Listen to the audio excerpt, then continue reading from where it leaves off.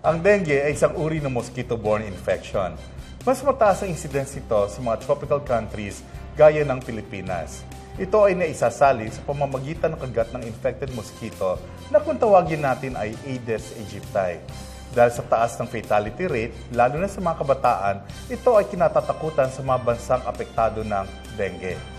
Base sa datos ng World Health Organization, merong humigit kumulang na 59,000 cases ng dengue fever sa bansa noong 2014.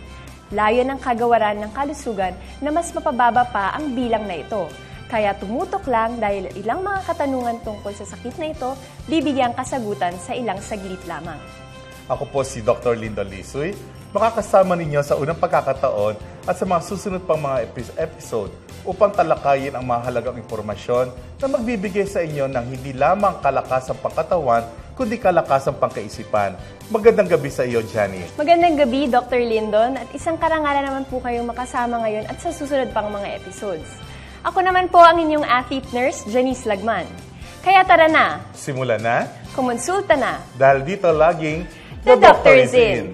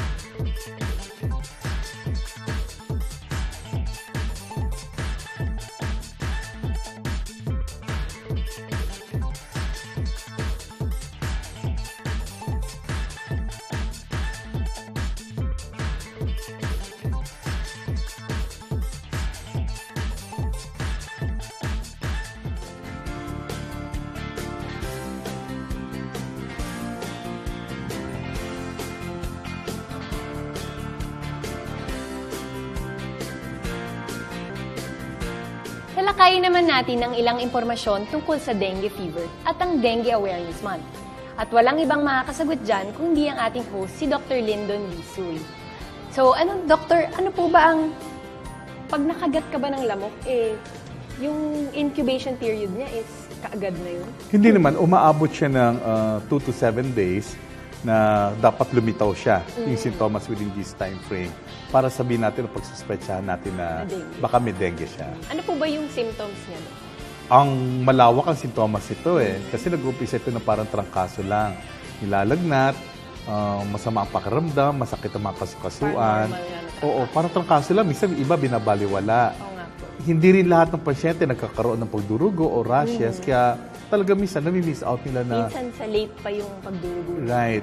Late na lumilitaw o minsan kung kailan pangit na ang kondisyon, tsaka lumitaw yung mga yan. So, paano naman natin, Dok, maiwasan yung dengue? Una, siyempre, yung lamok. Dahil kung wala naman nung magsasali ng sakit tulad ng lamok, walang magkakadengue. So, kailangan malinis ang kapaligiran, walang mga containers na may mga clean and stagnant water na pwede pangitlugan ng mga lamok na ito. Para naman po dun sa mga na-diagnose, ano po ba yung paraan para gumaling sila? Well, madali naman Ang importante, maganda ang pangangatawan mo, maayos ang iyong immune system o resistance level, nang sa gayon, tamaan ka man itong dengue na ito, parang hindi siya pwede mag-proceed sa pagkalalang kondisyon. So, parang ordinaryong trangkaso din talaga. Tama. So, pag naman yung kagawaran ng kalusugan, ano po ba yung pwede nilang gawin para mapababa yung incidence rate ng dengue? Well, una, hindi ito kaya ng Department of Health lang. Sabi namin palagi sa three-prong approach Yung National Office represented by the Department of Health, ang local government unit at ang community. So, tulungan Hindi siya talaga pwedeng 2 out of 3. Oo nga. It should be 3 out of 3. Tama. Kasi kung ang community patuloy pa rin pagiging marumi, wala yung mga paglilinis sa mga containers, may lamok pa rin, so wala tayong magagawa. Kailangan na pagpartisipasyon talaga ng community. Pag tumaas po yung mataas yung immune system mo, makakatulong ba yun? Makakatulong. Kasi dadaan siya na parang ordinary trangkaso lang. May panlabang ka kaagad. But then what's important pa rin, regardless kung maganda o pangat na resistensya mo, is yung magpatingin ka agad. Dahil nadadiagnose naman kaagad kung dengue ito o hindi.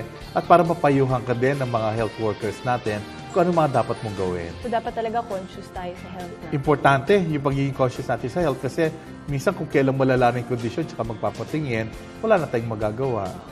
Bakit usually po, Dok, sa mga bata siya na, yung mga bata yung natatamaan ng dengue? Mas sila yung gusto ng lamok na kagatin, sila yung mas pinanggigilan ng mga lamok na ito. But then, let us be reminded as well na hindi limited sa bata lang ang dengue. Even adults can actually have dengue as well. So, ano naman, Doc, di ba, Dengue Awareness Month ngayon, ano po ba yung mga activities mo? Marami.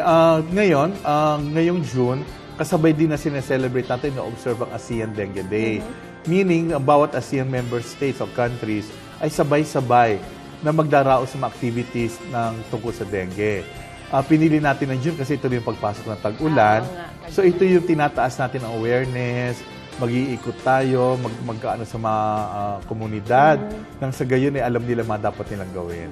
Doc, nabanggit mo kanina yung ASEAN Dengue Day. Ano po ba yung nangyayari dun? Well, i-observe natin ito sa June 15 at para sa taong ito gagawin natin sa Davao. Davao. Bakit Davao? Pinipili natin yung mga metros na kung saan yung mga highly urbanized area na kung saan natin nakikita medyo mataas ang bilang ng dengue. Doon po sa Davao. Opo. Kinuha natin sa Caloocan, nag-Luzon tayo, ginawa natin sa sa Angeles City, San Fernando, Pampanga, then we had it in Cebu. Now we're doing it in Davao City. paikot-ikot din Umiikot sa tayo kanila. kasi nga, wala nang pinipiling lugar ang dengue. Oo nga It's everywhere. So for this one, nag-start tayo, gusto natin involve mga bata. So may activity tayo with the schools. May activity din tayo with the community. Actually, inaano nga natin, since we're doing it in Davao, parang gusto natin kadayawan din. So gusto din natin mangyari is parang paano natin ipapasok yung konsepto ng dengue dito.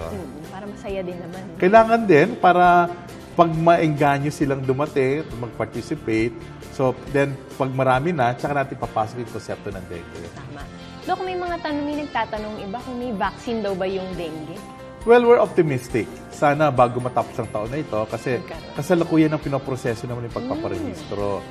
Hindi lang naman ang Pilipinas ang may problema sa bakuna. Globally, officially din, wala pa naman na ilalabas talagang bakuna. But then, mukhang promising naman yung mga ginagawa ng mga private partners natin sa pag-develop ng vaccine. So, Doc, di ba sabi nila may iba't ibang klaseng strain daw yan mga lamok? Ano po ba yung mga yun? Yung lamok na ito, hindi lang Aedes aegypti, pati Aedes albopictus na pwede rin magsalin ng dengue. But then, ang ano natin dito, hindi naman to innate din sa lamok Magagaling din yung virus sa isang taong may dengue. So, pag nakakagat sila ng merong dengue, makukuha nila sa dugo ng tao yung virus, dadami sa lamok. Then after a while, magugutom yung lamok, kakagat ulit, ilalabas naman niya yung blood, virus. yung virus. Tapos may isasalin niya naman sa tao. That's how it's being transmitted. Ganun kasimple lang So, hindi yung mahawa ka lang basta-basta? Hindi. Kailangan nakagat ng Kagat ka lamok. talaga. Wala, kahit sabihin na natin, kahit maging intimate ka sa isang taong merong dengue, hindi mo makukuha yung virus. Ang importante talaga dito para masabi natin dengue, it has to be transmitted by the bite of an infected mosquito. So, ano naman po yung paghahanda ng DOH sa papasok na tag-ulan, tsaka yung pasukan na, di ba, ng mga bata? Well, ito, coordinated naman tayo sa DepEd. Tinitingnan din yung mga schools. You have to be clean talaga nang masigurado na walang mga containers na merong... Kasi nagulan-ulan na ngayon Oo nga po. Baka nag-ipon yung mga tubig na pwede pangiklugan ng lamok. So this one, kailangan siguraduhin ito, hindi lang sa pagbukas ng klase, kundi all year round. Kailangan siguraduhin nilang malinis. Ngayon tag-ulan, talagang ang ating awareness talagang nilalakasan na natin at talagang pinaiikting natin ang kampanya natin laban sa dengue. Tama. So, pa-elaborate na lang, Doc, yung partisipasyon ng community. Ang community, sabi nga natin kanina, hindi kaya ito ng government lang Di ba kahit mag-ingay tayo na mag-ingay, magkampanya tayo ng kampanya, if the community will not do their share of responsibility, magkakaproblema talaga tayo sa dengue. Hindi kailangan gumastos. Ang importante lang talaga is to check on your surroundings, making sure na walang mga containers na may clean and stagnant water. And through that, siguro may dengue man, kasi hindi naman natin as of now totally mawawala talaga ang dengue. Hindi naman siguro magiging kasing taas ang bilang ng mga tulad ng mga nararanasan natin mga nakaraang taon. So sana bumaba talaga yung incidence rate. Well, although last year, bumaba tayo ng by 40%. Wow. Comparing with the previous year. Sana ma-maintain natin ganon. Or kung huwag naman, mag-improve pa sana. tumaas mo ng bahagya, huwag naman yung sumobra taas din. So, ang gusto natin talaga mangyari, sabi nga natin dito, is lahat talaga kumilos at magtulong-tulong. Kasi, bakit lahat? Wala rin namang pipiliin ng lamok Hindi niya naman sasabihin, mayaman ito, hindi ko kakagatin. Yung mga, Kahit sino talaga. yes, pwede kahit sino kasi pwede maging biktima ng dengue. Ano na lang po yung message natin sa ating tagapanood tungkol sa dengue? Ang dengue po ay naiiwasan at nagagamot po ito kaagad, pero ang importante po dito ay ang partisipasyon po ng komunidad. Importante din, tulad ng gusto natin mangyari, is ma-improve ang health-seeking behavior. Meaning, pag may naramdaman, magpatingin po kaagad, nang sa gayon ay magawang kaagad ng paraan at hindi lumala ang kondisyon. Yun, maraming salamat, Dr. Lindon. So, huwag po kayong aalis dahil magbabalik po ang The Doctor's In dito lang sa Telebisyon ng Bayan.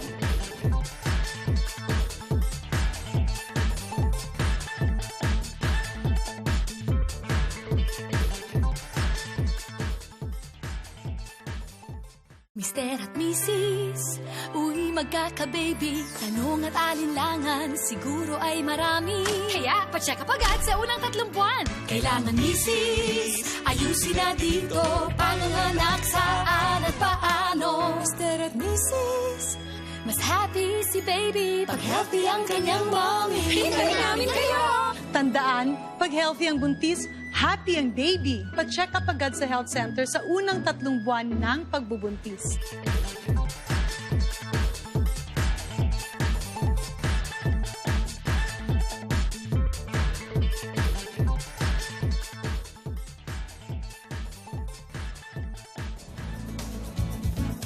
Ngayong buwan ng Hunyo ay ang observance ng National Kidney Month. Para sa ilang katanungan tungkol sa kaganapan na ito at ilang paraan para pangalagaan ng ating kidneys, papalad at makakasama po natin ngayon si Dr. Marie Angeline L. Gumba, adult nephrologist at consultant ng National Kidney and Transplant Institute. Magandang gabi, Dr. Gumba. Magandang gabi, Dr. Lindon. Kaya unang tanong ko lang, para saan ba talaga ang kidney? Anong kahalagahan nito sa tao? Ang kidney o ang ating bato ay isang mahalagang parte ng ating katawan. Ito po ay naglilinis ng ating mga laso ng katawan at ito rin ay gumagawa ng hormone na EPO para sa ating pula ng dugo.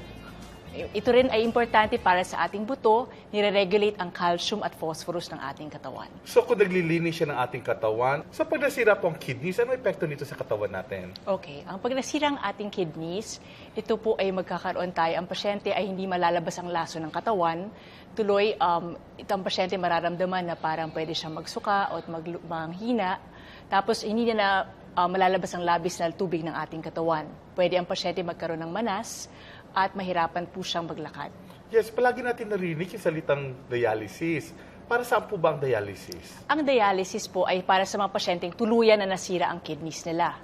Ang pasyente po ay magiging dependent na sa dialysis dahil ang kanyang mismong kidney ay hindi na gumagana. Well, kung gano'n ang kaso, paano natin, ano may papayo natin para pangalagaan ng ating kidneys po? Importante po ang ating alaga sa ating katawan by drinking maraming tubig, no? Importante na at least 8 to 10 glasses of water per day, especially sa panahon ngayon na mainit. Importante rin ang wastong pagkain na masustansya. Importante iwasan ang mga pagkain na may protina. So, ngayon pong June ay National Kidney Month. Ano po yung mga nakalaan natin o nakaprograma para sa observation nitong activity na ito? Ang ating ahensya ng NKTI, ang Red Cap, ay magkakaroon ng iba-ibang advocacy programs or campaigns.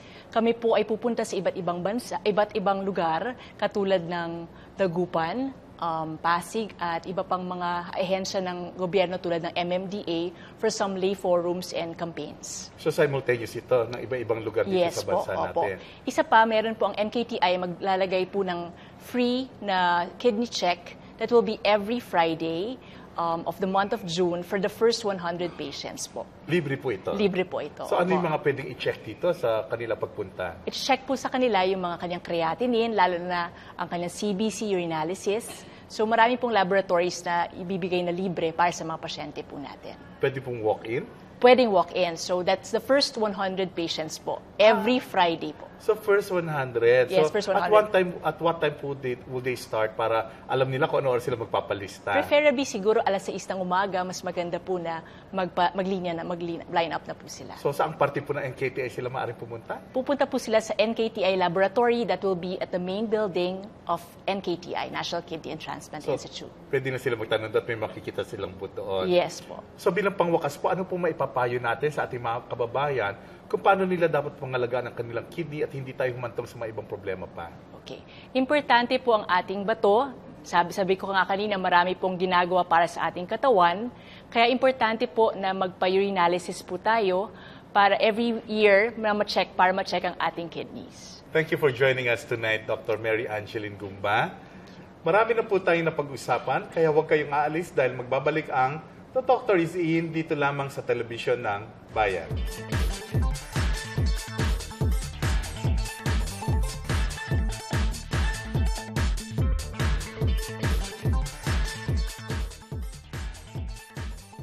Chismis, may TV si Mang Ben. Tama na ang chismis. Pag nag-toast, TV nagagamot.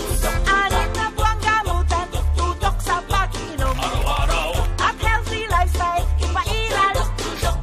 Nag-dance every day, kasi LC I'm away. Hala, ikalat ang balita. Si Mang Ben gumaling na. That's okay talaga, ibalita sa iba. TVI Tultukan.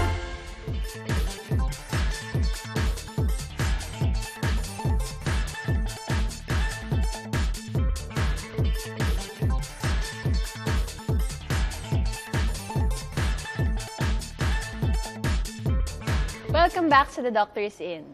Sa mga nakaraang mga episodes ng The Doctor is In, ang mga retained hospital ng DOH ang ating pinuntahan at binisita. Kaya naman, tunghayan natin ngayon ang Eversley Child Sanitarium sa Cebu City. Tingnan natin ang kanilang pasilidad at sistema at alamin kung bakit maaari nating sabihin na ganyan dapat ang ospital. Noong nakaraan, dinayo ng The Doctor is In ng isang OB and Pediatric Hospital. Ngayon naman, bibisitahin natin ang nag-iisang DOH-maintained hospital sa Hilagang Cebu, ang Eversley Child Sanitarium. Itinayo ito noong 1930s para sa mga taong tinamaan ng isang sakit na kinatatakutan noong mga panahon ngayon. Way back in 1930, and to be exact, May 30, 1930, the Eversley Child Sanitarium was established for the purpose of those catering person afflicted with leprosy. So since then, we cater all their needs as far as services that a regular hospital can offer to them, because we have to consider also the stigma of this person afflicted with leprosy. So in 1994, there was a call for an order to redirect the role and responsibility of Eversley Child Sanitarium to accept inpatients, outpatients services to cater all the patients within the catchment area. And then it was in the year 2005 that there was an order to convert this Eversley into a general hospital. So with a 50-bed capacity to have this 5 major services that we have, the family med, the OBGYN, pediatrics, as well as surgery. Sa kabila ng pangalan nito, hindi isang specialized hospital ang Eversley Child. Ang pangalan ng ospital ay hango sa pangalan ng founder ng ospital. Isa itong general hospital na bukas sa lahat ng mga nangangailangan ng medical attention. Sa pagdaan ng panahon, parami ng parami ang mga pasyenteng sumasadya sa ospital. Kaya naman, patuloy ang improvement nila ng kanilang facilities. We have just renovated this building, the OPD, because we are catering about 250 to 350 patients every day. So this is a newly renovated OPD, and then we have also renovated the new pharmacy, the laboratory, with all the equipments intended for our laboratory. Also, we also have X-ray. We have the Gen Expert machine. Now, this Gen Expert machine is used to detect rifampicin and isoniazid resistant. So, in a matter of 5 to 10 minutes, we can already get the result as far as those patients suffering from tuberculosis. So, we have a special person trained for this, and then we place this in the laboratory.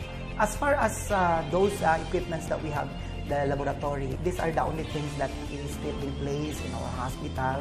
Although we are still anticipating, because there is a plan for this year to come up with our dialysis center and then the newborn screening center here in Cebu.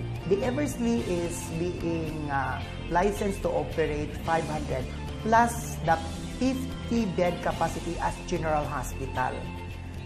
So hopefully with the bill that was being passed by Congressman Kisumbing, converting from 50 to 100 bed capacity for this year. Being a general hospital, we are only licensed to operate for a 50-bed capacity up of the moment, because the 500 is intended for the sanitarium. So with this year, we hope that we will be approved for our application for a 100-bed capacity general hospital. Bukod sa kanilang medical services, ilang mga programa din ang inilunsad ng Eversley Medical Center bilang tulong sa komunidad.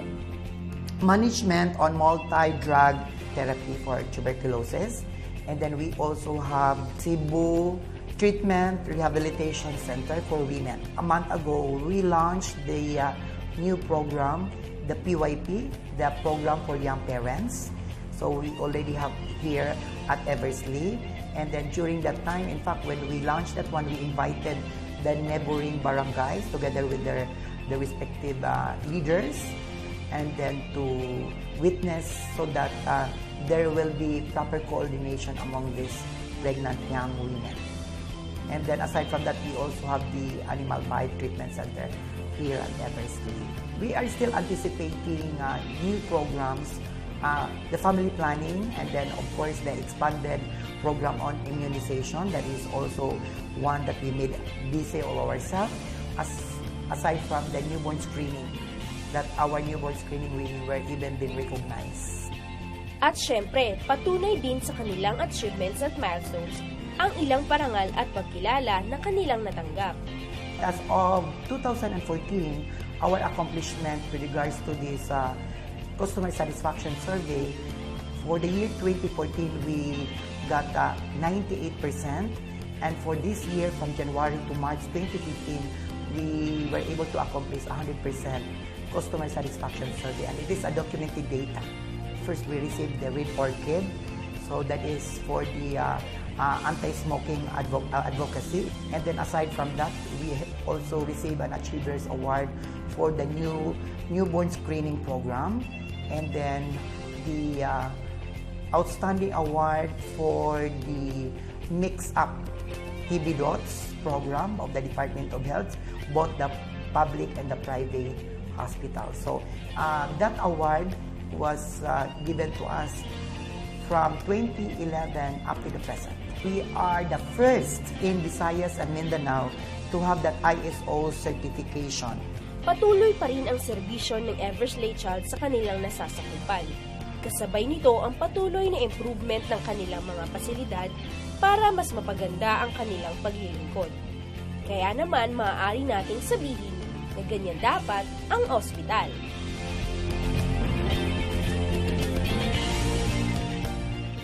Next week, isa na namang ospital ang ating ipapakita sa inyo. Kaya huwag kayong aalis dahil magbabalik ang The Doctors In dito lang sa Telebisyon ng Bayan.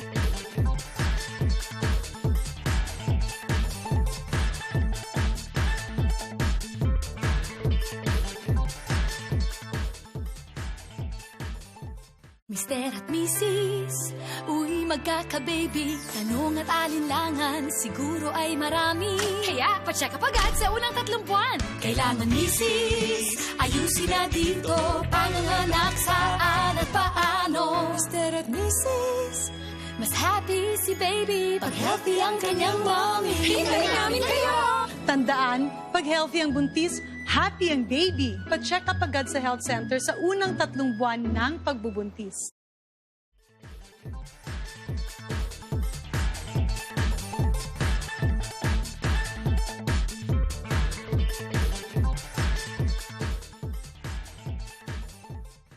Maraming salamat, Gianni, sa pag-alalay mo sa akin ngayong gabi. Sobrang kaba ko kaya. It's a good start, Dr. Lindon, and I'm sure maraming natutunan ng ating mga taga-subaybay. Isang very informative at very beneficial consultation na naman po ang natapos natin upang lagi nating mapanatiling healthy ang ating pangangatawan. That's right, Dr. Lindon. Kaya sa mga minamahal naming taga-subaybay, laging tandaan ang kalinisan ay susi sa pag-iwas sa mga sakit gaya ng dengue. Lagi rin bantayan ang ating mga kinakain at lifestyle para makaiwas sa iba't ibang komplikasyon. Muli kayong tumutok sa susunod na Sabado para sa kasagutan sa ilang mga katanungan pangkalusugan. Kung meron pa kayong karagdagang katanungan o nais makipag-ugnayan hinggil sa paksa ngayon, tumawag lamang sa 651-7800 o bumisita sa DOH website sa www.doh.gov.ph. Ako ang inyong lingkod, Dr. Lindon Lisuy, ng Kagawaran ng Kalusugan. We would like to thank Ergo Contracts Philippines for our tables and chairs. Matatagpuan sila sa 2634 Rockefeller Street, Barangay San Isidro, Makati City. At maaari silang tawagan sa 843-1177 at bisitahin ang kanilang website www.ergocontracts.com. Ako ang inyong athlete nurse, Janice Lagman. Kaya asahan po namin na sasamahan ninyo kami sa susunod na edisyon ng programang ito na laging The Doctor is In.